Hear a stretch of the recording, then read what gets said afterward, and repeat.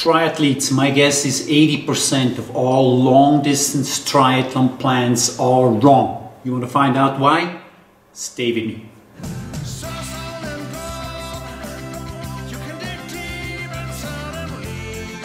So to understand the whole picture about performance, training plan, relationship, coach, athlete, we have to understand first a few basics. Let me round up and bring this all together. So we have, as you know, 8 zones, 8 training zones that we are training in. Zone 1 is recovery, we know it. Zone 2 is base, G1 training, the long endurance training sessions that should be completed in this zone. We have the zone 3, this is a medium G2 training zone, medium intensity between basic endurance and anaerobic threshold. Then we have the zone 4, and here watch out, zone 4 is not higher, it can be higher. Professional athletes can have a very high fat max ranging very close to anaerobic threshold, but for beginner triathletes fat max could be at the very low end of zone 1 in the worst case. So fat max is zone 4. We have the zone 4, this is the anaerobic threshold that can be sustained for about an hour. We have zone 6, this is the aerobic maximum. This is the maximum oxygen that you can take in and reaching up to the VO2 max.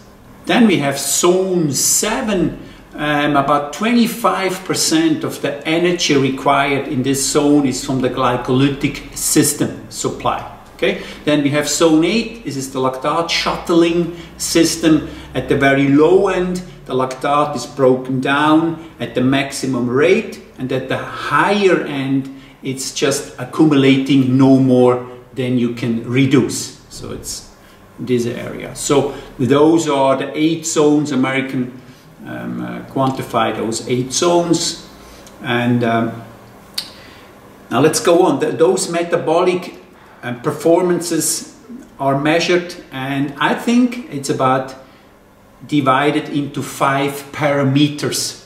4 of them are scientific and 1 not. The 4 scientific one we know already for 50 years. The East Germans knew it. Today we just come up with other names and other ideas, but the base fundament work was done 40, 50 years ago, and they knew basically everything. You know, they knew, they had the knowledge about it. So I think we have 5 and 4 are scientific. Let me explain you. So for me, number 1 is motivation. This is the highest you can get. So nothing really works long term if the coach doesn't understand how the athlete ticks.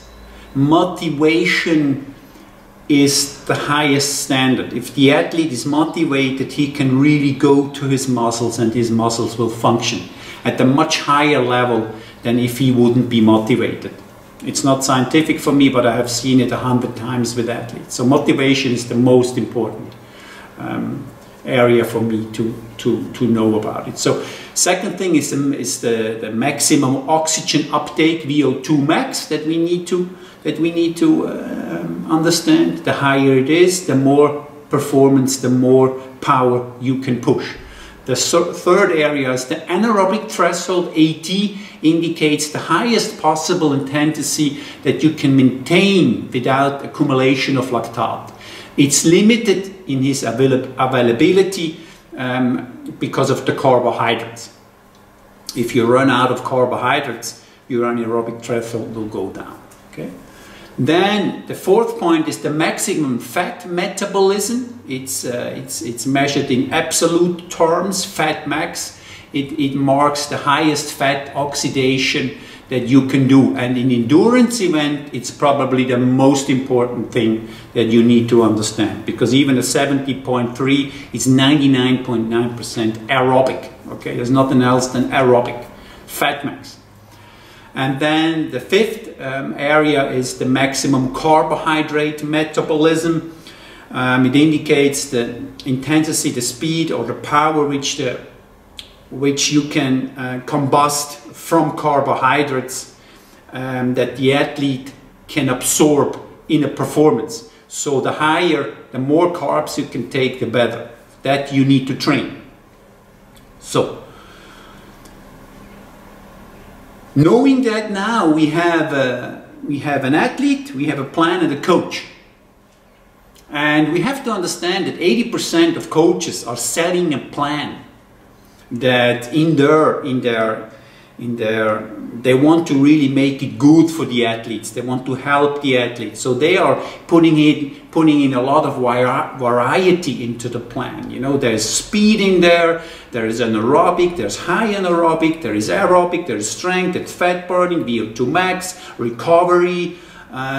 It's a fun plan, you know, it's great for the athlete, and it gives the athlete the experience that he can train within those 8 zones, within sometimes even a 7-day circle. I mean, and then on the top of it, the coach gives a new plan every Monday morning that covers the same 8 areas.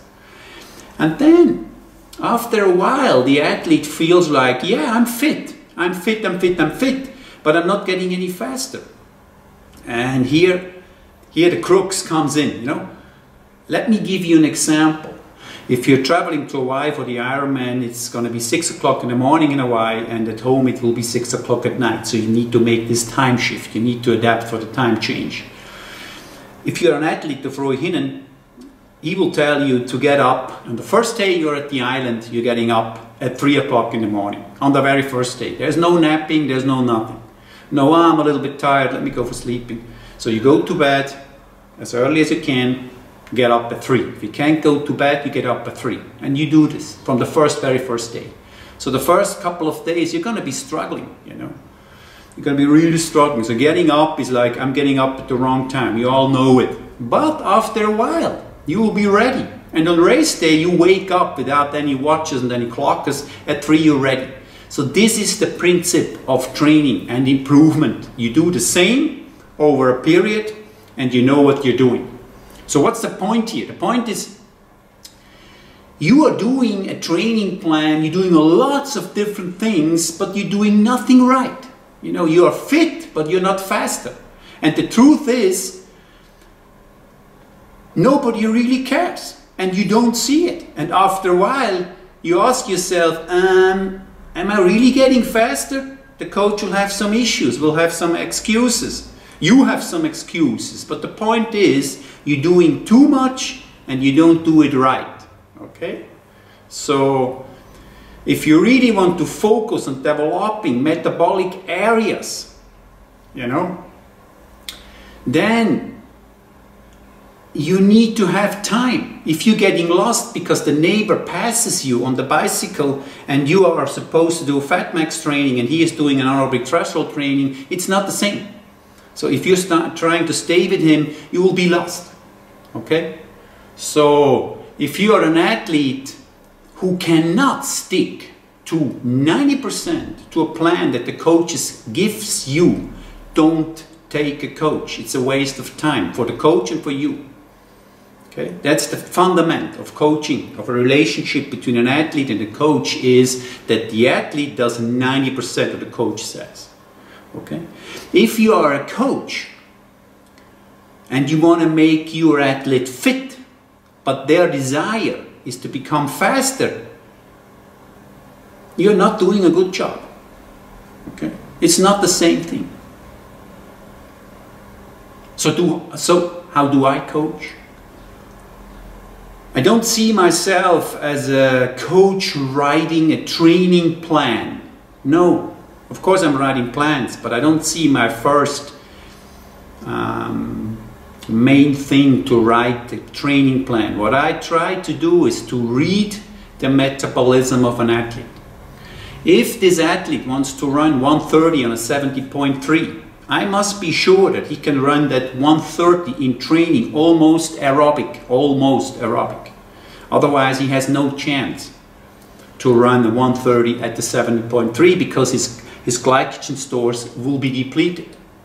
So I have to make sure that he can run that. How can I make sure? by training this issue.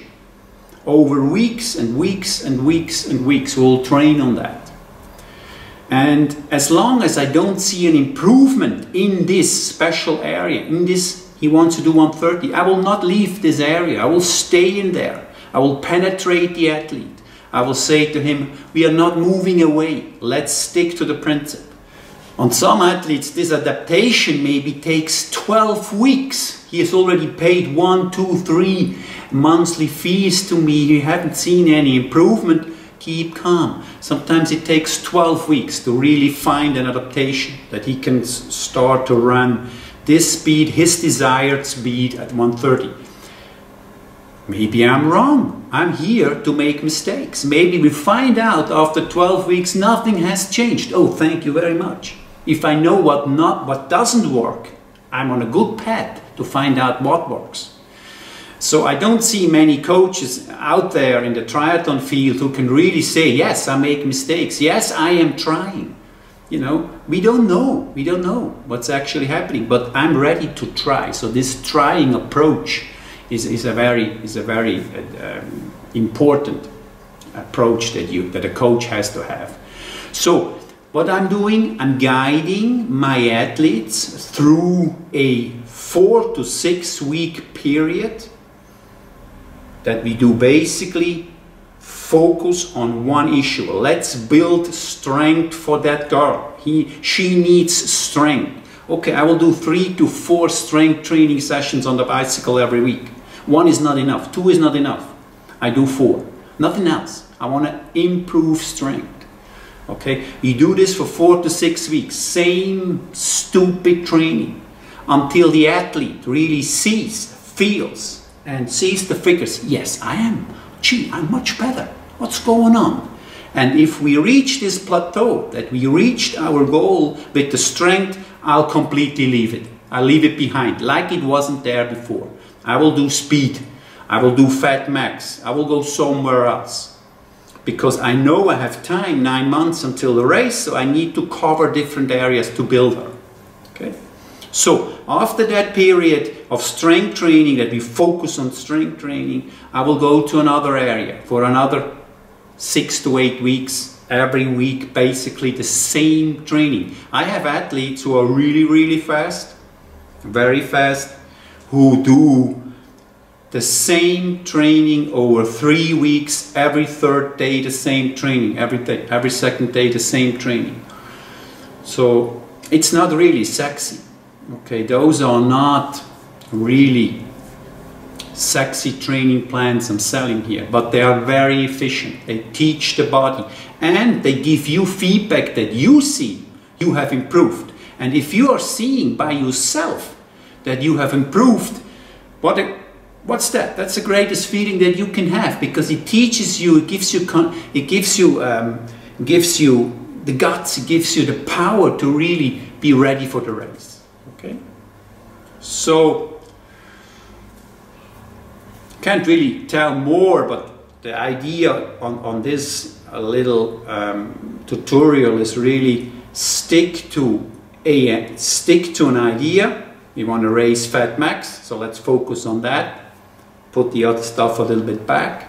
You know, try to understand as a coach what is the anabolic ratio that this athlete can be in. You know, if he's doing 1 strength training per week and he is finished, it's maybe an idea he needs to change his diet, maybe he needs to start eating, maybe he needs to sleep more, and. So you must watch. Okay, you must be very close to the athlete. You must see the athlete. It's very important. They can write me emails, they can give me WhatsApp calls. I want to see the guy. I want to feel, I want to smell him. I want to smell the guy. Then I know where he is. You know? So it's very important, that closeness. So the question that you should ask as an athlete to the coach is, did my training and my nutrition plan, for example, if you're a long distance athlete, did my training and my nutrition plan lower VO2 max in the last 8 weeks by, I don't know, 15% or not? You know, you can measure it without, of course you need to test it if you want to know it for sure, but you can also get a sense for it, you know. You get a sense when you know that you can do race pace that you did last year with a lower heart rate on same conditions. That's a good indication that your fat max went up, you know. So that's something that you can do. And remember, the biggest thing is, remember, if you go into a restaurant, I don't know if this is understood, if you go into a restaurant, the only thing you need is one good meal. I don't need a menu with 55 meals that I can choose from to feel good. I need one fresh, healthy, good meal. So if the restaurant I'm going to has that one meal, I'm happy. I don't need a menu, okay? So this is the same principle applies for training. You need to do one specific training over a certain time of time, do it really good, and then leave it behind. Do something else, okay? So, yeah, that's about it, you know, that's about it. So, don't write me that you need a new coach. I'm fully booked for the next 2 years. I don't take any new athlete, but this was really important for me to share with you this misunderstanding that I see out there in the field of training plans for long distance athletes. Too much change, too much of two different things. The overall message to the body is too complicated. You're not a professional. You can't sleep in the morning, or you cannot nap. You have you work, you have a family, you have hobbies, you have your window maybe 8 hours, 12 hours per week. So knowing that, you should be even more focused on what you are doing, okay? And do it, have the patience, do it as long as you feel that you will improve in that field, okay? And one more thing before I go, also, do as early as you can. If you have a goal, you want to do a 70.5 below 5 hours, you know about the figures. 40 minutes swim, 130 bike, 230 bike, that much run. Start as early as you can and train some distances in race pace. Okay? Only then you can understand, can I really handle that over 5 hours?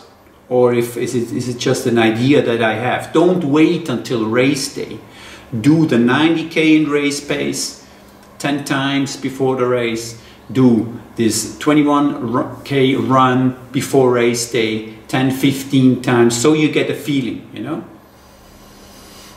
This is what I see in triathletes like to dream big, you know. And if you want to dream big, you must know the reality. Then you can have the biggest dreams.